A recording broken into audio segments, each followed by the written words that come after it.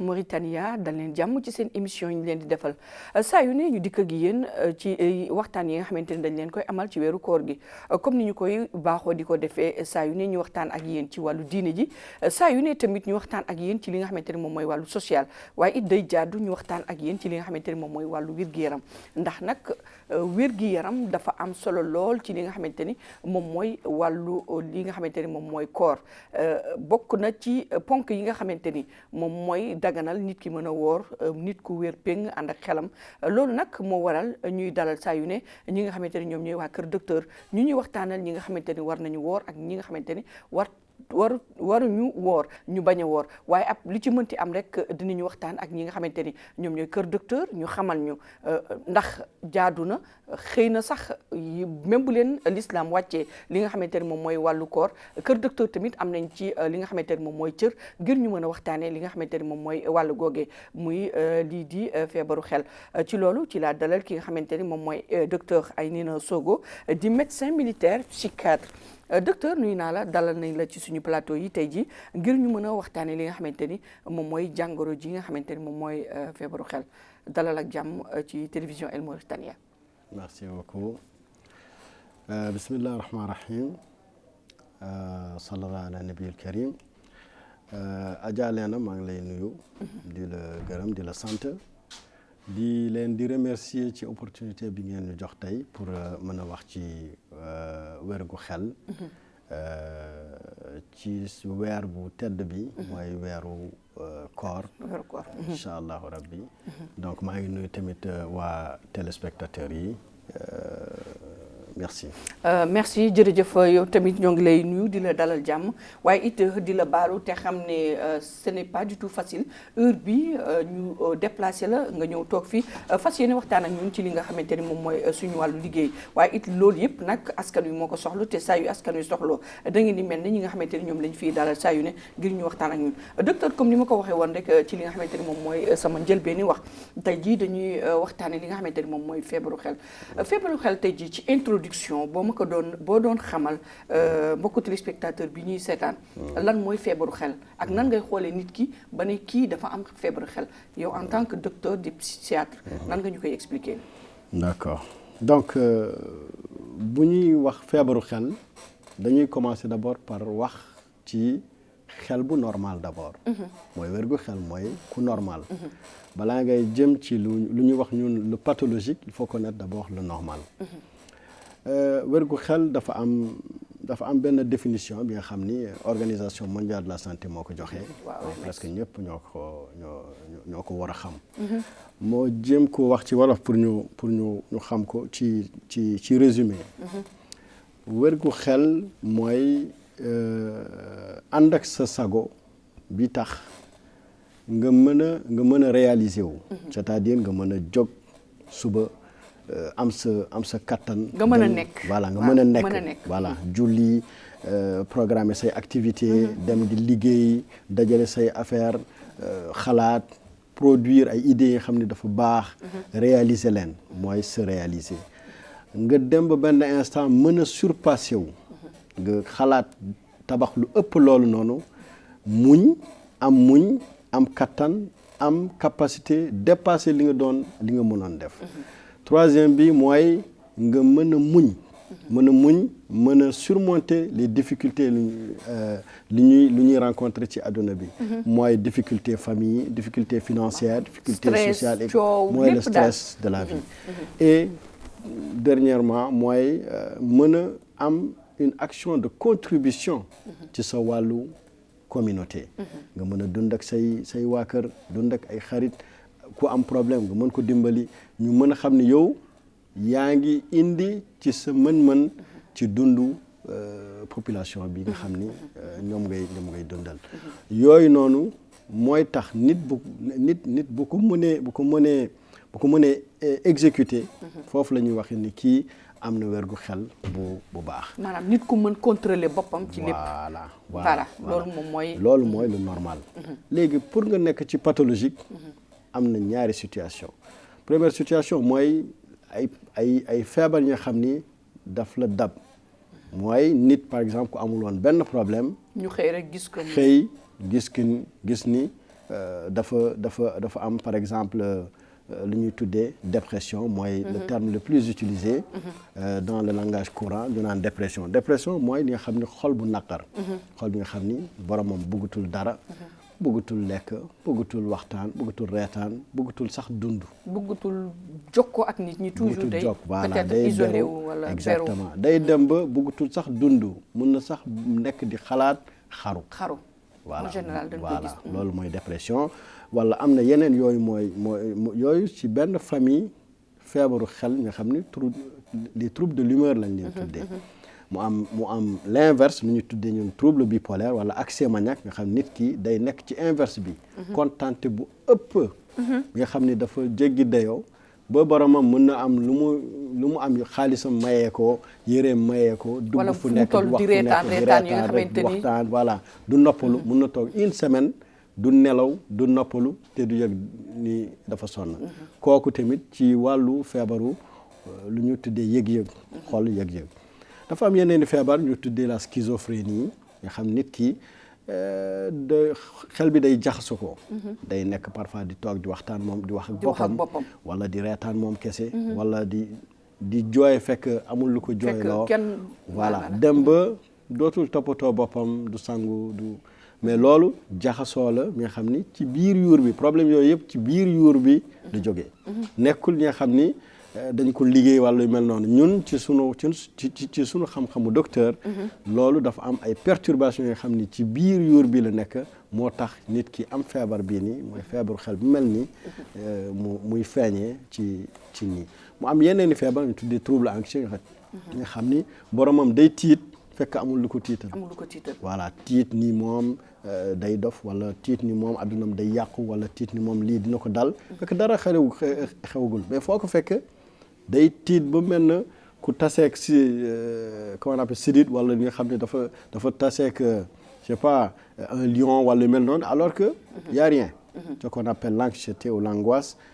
dafa am ay formes yu bëri voilà yooyu noonu ñooy feebar yi nga xam ni yu gën a bëri la am yeneen i situation de santé mentale yi xam ni c'est pathologique mooy les pathologies réactionnelles yi xam ni loolu dund la yaa ngi dund ak par exemple jigéen booy dund ak jëkkër nga xam ne daf koy maltraité loolu c'est un traumatisme yi xam ne day installé wu dans le temps wala jigéen bi xam ni dafa sëy dugg ci kër nga xam ni amul jàmm wala amul déggoo ak nit ñi maanaam stress bu bëri daal dem ba yéeg ci bopp bi exactement am daal ay raisons yu bëri ay causes yu bëri yooyu mën na dem ba nit ki soit mu feebaru xel carrément wala mu am wérgu xel bu xaw a bu doyadi daal voilà bu doyadi exactement dund bu metti daal am na solo comme dañuy waxtaan ci li nga xamante ne moom mooy feebaru xel ak Ramadan certes ci ponk kii Ramadan am na fa nga xamante ni yàlla daf ci wax ni ki nga xamante ni moom mooy ku àndul ak ay faculté am yëpp koor wàcc na ko yéen nan ngeen di dundee loolu bu waaj ji nga xamante ni moom mooy way feebar bi bu bëggee insister parce que am na nga xamante ni même yàlla daf leen ko wàcce mais dañuy bëgg ñoom di insister toujours ne dañuy woor nan ngeen di jokkoo ak ñoom ngir mën a waxtaan ak ñoom ci wàllu googu exactement koor li nga xam ni yàlla daf ko indi te indi ko ci benn moment bi nga xam ni ci at mu def ko benn weer ci at bi nga xam ni da ngay tere sa bopp lu bëri tere lekk tere naan tere sa bànneex tere lu bëri mu am solo ci yaram am solo tamit ci xel pourquoi parce que d'abord le fait que nga jël décision tere sa bopp li nga xam ni moom nga gën a bëgg loolu day jox nit d'abord confiance ci boppam ni moom mën na jël ay décision lu ñuy tuddee voilà loolu la ñuy tuddee ñoon le sentiment de maîtrise de soi maîtrise de soi ou contrôle de soi parce que man mën naa contrôler sama lekk mën naa contrôler sama naan maa ngi xiif te laaluma dara maa ngi muñ ba heure bu ñuy dog te day joxe tamit leneen mooy sentiment de spiritualité parfois bu lay may yow nga am sa voilà ngëm-ngëm ak sentiment d'accomplissement nga xam ni yow yaa ngi bokk ci benn communauté musulman te yaa ngi def li ñëpp di def nga tolloog ñëpp loolu benn sentiment de satisfaction la nga xam ni day contribuer ci xelu nit. mu am tamit beneen élément bu important mooy ce sentiment d'estime de soi mi nga xam ni yow da ngay def li nga xam ni c'est un apport pour yow. loolu c'est en plus ci wàllu santé mentale. ci wàllu biologique tamit c'est très important. imaginez ku woor dafa am ay pulsions yu naturelles yu mu amoon mooy la pulsion de faim pulsion de soif nga xam ne daf ko doon permettre mu fàttaliku lekk fàttaliku naan yooyu yëpp dañuy sedd ci période de koor. parce que dafa am ay mécanismes neurobiologiques nga xam ni qu'on appelle le circuit dopaminergique ñoom responsable d'un circuit qu'on appelle le circuit de récompense moo amee responsabilité nit sentir ni dafa xiif lekk sentir plaisir ak tranquillité boobu loolu yëpp day sedd permettre la yow nga woor ba heure dog comme ça nga mën a lekk tranquillement da ngay gis sax ñii dog dañuy lekk bu normal ba guddi lekkaat encore lu normal yow suba naan ndox wooraat encore continuer noonu ba lii donc loolu yëpp ay contribution la nga xam ni corps bi daf koy am léegi nag am na ñeneen ñi nga xam ni ñooñu dañoo am yenn feebar daf leen di tere mën a woor mooy ñi nga xam ni dañoo am feebar ñi nga xam ni ci instant bu ñuy feebaree dañoo am yenn garab méngoowul ak koor yenn garab ñi nga xam ni da nga koy naan obligatoirement en journée mënoo ko naan la nuit par exemple parce que c'est un stimulateur boo ko naanee la nuit ça perturbe ton sommeil donc tu es obligé nga jël ko ci bëccëg comprendre dafa am yeneen i garab nga xam ni boo ko naanee day impacter ci estomac loolu tamit mënoo ko naan ànd ak biir bu amul dara boobu voilà ba pare ngay woor am yeneen i médicaments nga xam ni boo ko naanee il faut que nga am c'est-à-dire il faut que nga lekk nga mën a nekk sa activité psychique nekk optimale parce que quand même woor boo wooree au cours de la journée l'activité psychique est plus ou moins ralentie mooy tax nit ki da ngay gis ni day xaw a sedd day xaw a calme loolu yëpp c'est à cause du fait que le ramadan a une activité dafa am impact ci activité cérébrale bi donc ñooñu wala ñi nga xam ni dañoo perturbé wu ci instant boobu noonu nekkuñu stable ñi nga xam ni dañoo nekk ci seen feebar seen diggu feebar ñooñu mën nañu woor ci boobu instant parce que déjà ñoo ngi jéem a stabiliser seen état et comme dernier élément mooy ñi nga xam ni ñii c'est-à-dire seen nelaw par exemple dafa perturbé wu ci guddi bi nga xam ni période koor facilement sa nelaw li perturbé wu même si teel nga nelaw di nga teel a yow pour naan say garab balaa ñuy nodd suba si donc loolu tamit day tax yenn yi ñu naan leen bu leen woor ngeen naan sa garab mën a nelaw normal mën a yeewu suba naan say garab ainsi de suite surtout ga heure jël garab yi tamit foog mu am yenn distance yenn temps entre chaque 2 prises de 6 heures de temps wala de 8 heures de temps il faut ñu respecter leen loolu parfois day jafe ci période de koor am na solo yéen yow en tant que docteur naka ngay mën a jokkooyee ak ki nga xamante ne moom mooy malade bi ba xam effectivement kii lan ak lan moo ko dal ak lan la war a utiliser ndax ci waxtaan nga koy xamee wala boo ko xoolee ci bët di nga xam exactement kii lan la àndal pathologie yi nan ngeen koy ràññee ci seen biir d'accord loolu ñun on appelle ça tout simplement l'examen psychiatrique l'examen psychiatrique ou l'entretien psychiatrique mooy relation bi ngay am ak malade conduite d'examen bi ngay teg ba mën a xam finalement bi ban feebar la am malade bu ñëwee ci yow la première chose mooy dalal ko mën na am sax ni moom bëggul ñëw mais quel que soit alpha bu ñëwee il faut que yow nga nekk accueillant def ko ci cadre bi nga xam ni dafa sécurisé dafa confidentiel mu am intimité am mu sentir ni moom on l'a bien accueilli même s'il ne voulait pas deuxièmement bi il faut nga am capacité d'écoute ñun en tant que psychiatre on utilise 2 moyens d'examen c'est l'observation de l'œil et l'écoute par les oreilles d'habitude on ne parle pas trop parfois si on est actif on peut interroger des questions pour essayer de ressortir des informations cachées mais lu gën a bëre dañuy observer xool comportement xool xoolinam xool mouvement yam xool nu muy waxee xool baatam loolu yëpp dañ koy analyser ba pare dañuy déglu pour xam lu muy wax raisonnement yam ñu évaluer état de conscience am ñu évaluer mémoire am ñu évaluer ses pensées ñu évaluer également ses perceptions mooy gis-gisam yooyu noonu la ñuy boole comme génne ci signes yi nga xam ni moom la ñuy jàngale à l'université mooy l'ensemble des signes yi nga xam ne boo leen regroupé nga am sa syndrome yooyu jox la des hypothèses diagnostiques nga poser sa diagnostic léegi après nag nga xool ban approche ngay def pour dugal sa traitement loolu tamit leneen la yenn saa yi malade bi mën na ñëw nga xam problème am bindal ko garab mu bañ mu ne man awma dara feebaruma j'ai aucun problème munoo ko forcer nii cadre bi nga koy def pour mën a dugal sa traitement loolu tamit c'est un travail à faire beneen liggéey la comme par exemple yenn saa yi da ngay gis nit ku dëkk ak doomam wala nit ku dëkk ak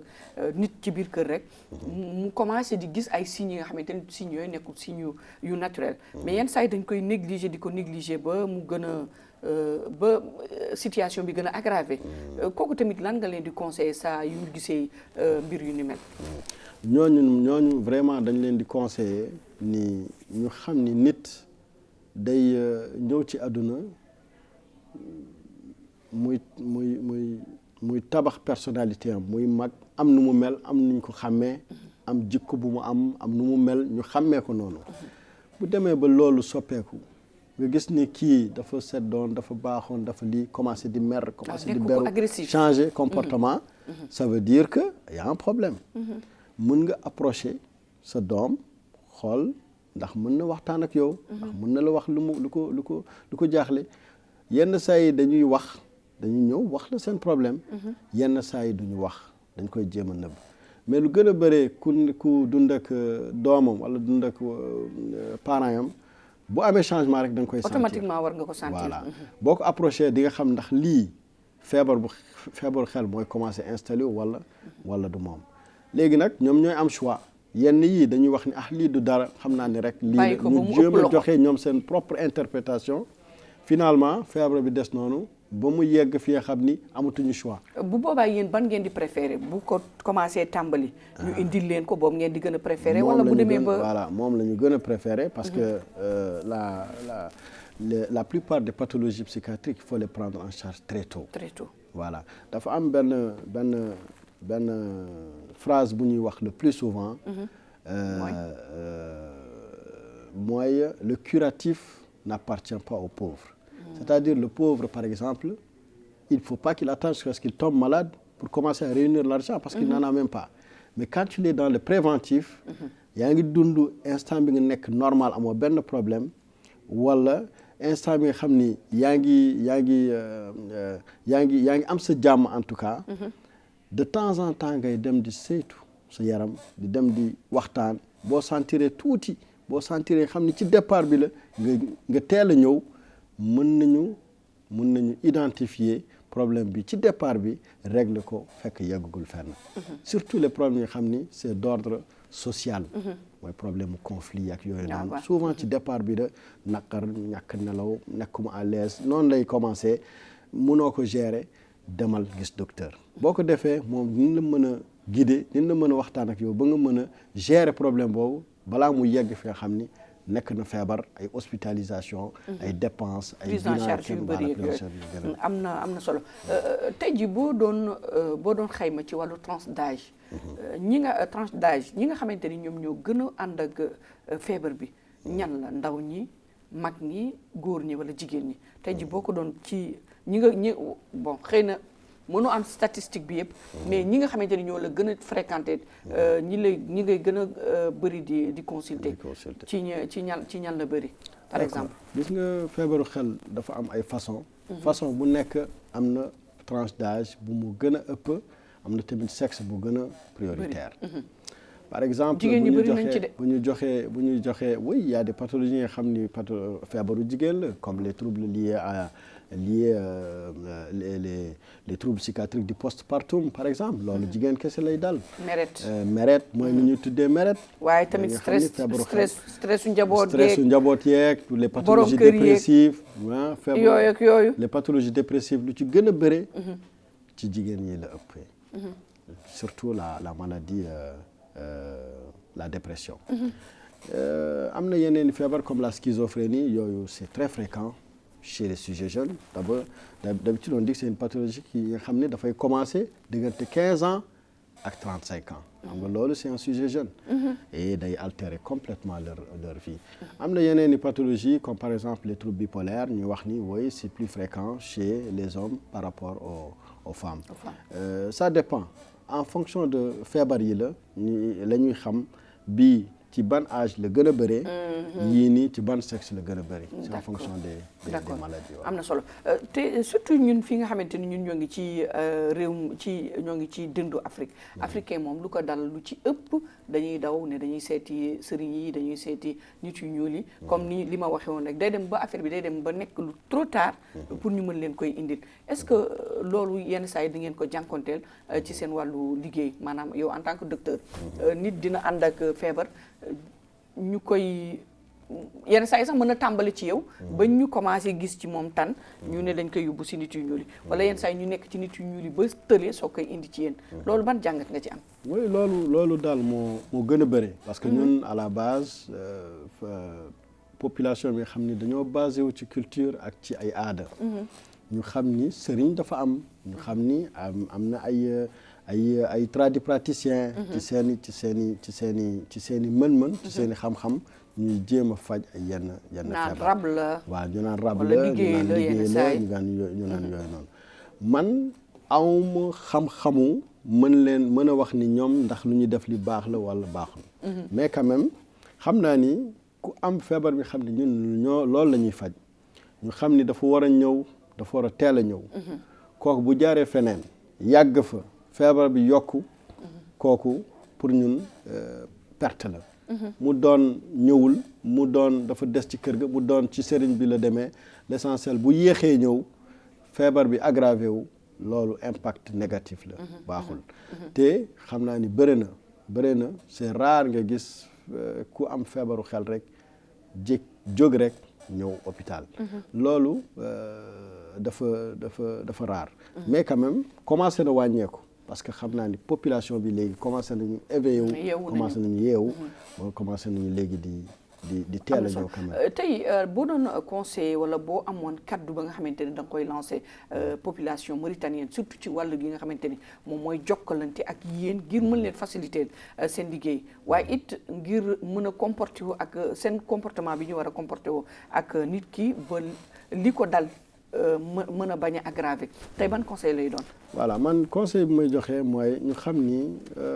feebaru xel feebar la rek. comme feebar yëpp voilà. ci biir yuur bi fële la nekk. mën na am nag dafa am relation ak social. ak environnement lu bëre. parce que ñun on dit que l'environnement impacte sur la santé mentale. et après même day dem ba impacter sur la santé physique mais. lu gën a am importance mooy ñu xam ni amul rus. du ayba. surtout du li nga xam ni dafa bon wala yu mel noonu feebar la comme feebar yëpp. boo amee comme diabète comme tension comme cardiaque comme leneen ak leneen exactement man li may wax samay malade le plus souvent mooy ku am feebaru xol ci circulation sanguine am lay apparaître. ku am feebaru dënn mooy say poumon ci say nooy lay apparaître. sa tànk bu dammee da ngay nekk di yuut wala di comment on appelle ça di soox boo amee problème ci yuur bi nga xam ni ci xel bi la ci comportement bi lay apparaître ci sa xel say xalaat ak sa yëg-yëg donc loolu ay signe la mais problème bi ci biir bopp bi la nekk moo tax ñuy joxe ay garab nga xam ni dañuy dugg ci deret bi dem ci yuur bi régler problème bi wala ñu defal la yenn thérapie psychologique nga xam ni day permettre sa xel gérer waat problème bi pour que mu normal waat impacté waat ci sa xol ci sa yëg-yëg ak sa comportement nga ñëwaat normal. Docteur, dina am benn phénomène bi nga xamante ni balaa ñu clôturer xëy na waxtaan bi dinañ ci mën a wax tuuti même bu dul lu bëri parce que li ñu cërale woon ci waxtu mi ngi jeex gis nañu aussi ne drogue bi ndaw ñi di utiliser bëri na ci ndaw yi nga xamante ne tey jii dem nañu ba am trouble mental ci drogue boobu lañ koy jëlee est-ce que loolu di nga ci d'accord ak man wala bu fekkee ne am nga benn jàngat bu ndaw boo ciy defal téléspectateur. Pour l'instant loolu ñun gis nañ ko. dans notre pratique quotidienne dañuy gis ay jeunes ñoo xam ne dañuy ñëw pour consommation de drogue. bëri na soit dañoo consommer am feebaru xel ñëw. wala ñu nekk ci consommation seeni parents découvrir leen jàpp leen indi leen ci docteur. wala ñu consommer ba benn instant ñu miin drogue bi mënatuñu ko bàyyi ñu ñëw ñaan. pour ñu mën leen dimbali ci sevrage. donc façon yooyu yëpp am na te effectivement am na ça existe maintenant. et ñoo ngi koy faj avec les moyens que nous avons. te xam naa ni les choses ñoo ngi avancé. parce que quand même il y a des approches. avant duñ doon tester léegi dañuy tester. drogue ci dëkk bi. avant centre bi da ngay ñëw ñu jox la ñu traiter problème psychiatrique bi rek bàyyi la nga dem. léegi da ngay ñëw ñu traiter problème psychiatrique proposer le sevrage. avant amul woon ay addictologue léegi y a des addictologues. am na ay psychiatres yi nga xam ne dañoo spécialisé wu ci traitement drogue. ñëpp ñu ngi fii ci biir réew mi voilà ñu ngi fii ci biir réew mi. donc petit à petit les choses sont en train d'avancer te xam naa ni incha allahu daañu yegg nga xam ni daañu mën a régler problème bi incha allah. incha allah bu ñu doon wax tey jii ci prise en charge bi nga xamante ni nguur gi dañu koy prendre en charge les malades. ñi nga xamante ne dañu ànd ak feebaru xel tey jii lan nga ma ciy tënkal ngir ñu mën a xam ku nekk mën a xam tey jii lu la dab wala lu la dal fan nga war a daw dem ci saa si ngir mën a gaaw jóg ci li nga xamante ni moom mooy maladie bi. moom boo feebaree yëg dara ci sa yaram am nga même bu dee ci région yi nga nekk. am nga les hôpitaux de proximité. demal ci docteur. médecin généraliste même infirmier bu nekk ci poste de santé mën nga ñëw wax ko sa problème boo ko waxee sa problème bu la dégloowee ak moom formation bu mu am mën na orienter sa problème mu évacuer envoyer la ci médecin généraliste bu nekk ci centre de santé kooku tamit mën na la envoyer ci au niveau régional très rapidement mën nga accéder au psychiatre bi nga xam ni moo nekk ci hôpital bi nga xam ni centre hospitalier de spécialité mooy le centre de référence l'unique de la Mauritanie nga xam ni moom moo yore santé mentale ci wàllu prise en charge à côté du service de psychiatrie de l'hôpital militaire également nga xam ni dañuy pratiquer la prise en charge des malades qui souffrent de troubles mentaux donc ñaari centres yooyu daal ñooy centres yi nga xam ne de référence actuellement ñoo am en attendant ñu développer incha allah spécialité bi ak moyens yi incha allah dina am vu que yéen a ngi nekk ay professeur nekk fii ci l'université de Nouakchott di jàngal ndaw ñi ci li nga xamante ni moom mooy wàllu googee xëy na dinañu dem ndax nag bu ñu xoolee fi ñuy jóge woon démb ak fi ñu egsi tey ji y a un grand pas te am nañu yaakaar ne incha allah waa kër jëwriñ bi nga xamante ni ñoom la ñuy dénk wàllu wér-gi-yaram dinañu ci gën a taxaw ndax nag lu am solo la ndax nit nga am say faculté yëpp mën a dox ci say vaquer ci say ay préoccupation mën a doxal sa bopp mën a nekk nit kooku loolu def naa ne loolu rek doy na wér-gu-yaram di leen fàttali ne maa ngi dalaloon ki nga xamante ni moom mooy Aynina Sogo di docteur di médecin militaire waaye it di psychiatre nekk tamit professeur buy jàngale ci daara yi kaw yi li nga xamante ni moom mooy wàllu psychiatre fii ci l'université bu Nouakchott docteur looy tàggu mbokku téléspectateur bi ñu doon seetaan tey ji ci li nga xamante ne moom mooy émission bi dafa gàtt nag wax dëgg yàlla nag 30 minutes rek lañ ñu cërale woon mais incha allah xëy na yàlla dinañu mayaat yeneen opportunité ngeen dellu si waat ndax nag lii askan wi daf koy soxlo saa yu ne ngeen toog waxtaan ak ñoom di leen gindi ci li nga xamante ne moom mooy seen wàllu wér-gu-yaram looy tàggu mbokku téléspectateur waaw maa ngi dama leen di ñaanal d'abord yàlla may ñu yeggale koor bi incha allah nangul ñu ko incha allahu te ñaan yàlla tamit yàlla def jàmm ci réew mi may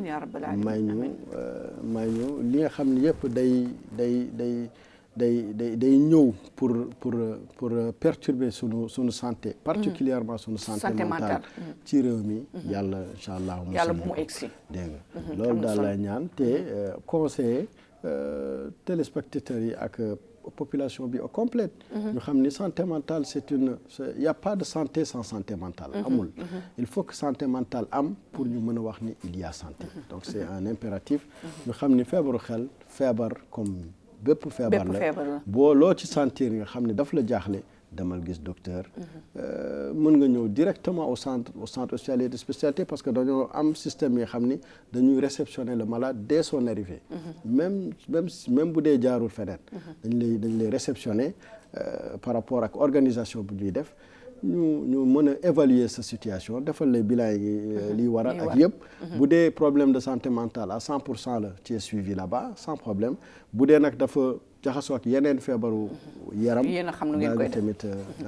docteur dama doon waaj clôturer mais il faut ma laaj la beneen question mooy ñun est-ce que yéen di ngeen toog rek ba nit comme par exemple man mii ma daal di jóg rek ne damay dem donte bokk ci suñu culture sentir ne man mii nekkuma ma ne damay dem seeti docteur Aynena Sogo pour mu xoolal ma sama wàllu wér-gu-yaram surtout ci wàllu santé mentale est-ce que di ngeen di recevoir genre cas yu mel noonu léegi lu bëri avant dañ doon wax sax ni ñii intellectuels yi dañuy rus ak yooyu non maintenant on a tout le monde man en tout cas particulièrement man samay consultation man damay am ñi nga xam ne dañoo ñëw uniquement parce que ils ont des soucis ñu indi seen bopp dañu am souci à la maison wala am souci au travail wala am lu leen jaaxle ci seen wàllu santé mentale concentration mémorisation wala ay angoisse ñi nga xam ne ils ne comprennent pas des stress comme ça qu'ils ne comprennent pas li nga xam ne yëpp daf leen jaaxle dañuy ñëw léegi am na ñoo xam ni ay villageois sax nga xam ni ñoom amuñu benn c'est-à-dire nekkuñu très cultivés sur le plan disons instruction mais même ñoom dañuy ñëw léegi pour saytu même ñoom dañuy ñëw pour saytu donc ça veut dire que ça a avancé santé mentale bi pour man ici dans le pays les choses sont vraiment avancées. un simple conseil mën na ci génne un simple conseil règle tout le problème parfois li nga xam ni da doon nekk une bombe complètement qui va exploser va disparaître à partir d'une première consultation. Chapeau à vous te am na tamit journée mondiale bu diabète journée mondiale paludisme journée mondiale lu ne est-ce que yéen fii di ngeen fêter wala di ngeen sax waxuma fêter màggal bis bi nga xamante ni moom la ñuy jagleel santé mentale ci adduna bi ndax dama koy gis est-ce que yéen fii di ngeen ko def oui effectivement c'est le 10 octobre de chaque année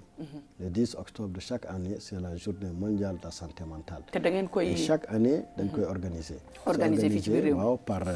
le programme national de santé mentale macha allah effectivement allahumma barik jërëjëf docteur ñu ngi lay jaajëfal donte waxtu bi gàtt na mais waxtaan bi riche na trop macha allah te am naa njort ne téléspectateur bi toogoon di ñu seetaan am na lu mu ci jëlee comme ni mu ko waxee rek nit ki boo demee ba yëg ay symptômes wala ay pathologie ci sa yaram yi nga xamante ni yow xam nga ni lii xel ni lu bees la ci yow demal nga seeti ko docteur mooy comme ni mu ko waxee comme ni ko docteur waxee mook paludisme ñoo yem mook diarrhée ñoo yem mook cardiaque ak tension lépp la nga xamante ni nit ki daf ko gis mu bees ci yaram moom dafa war a dem kër docteur balaa muy gën a aggravé di leen wax ne tey jii nag ci koor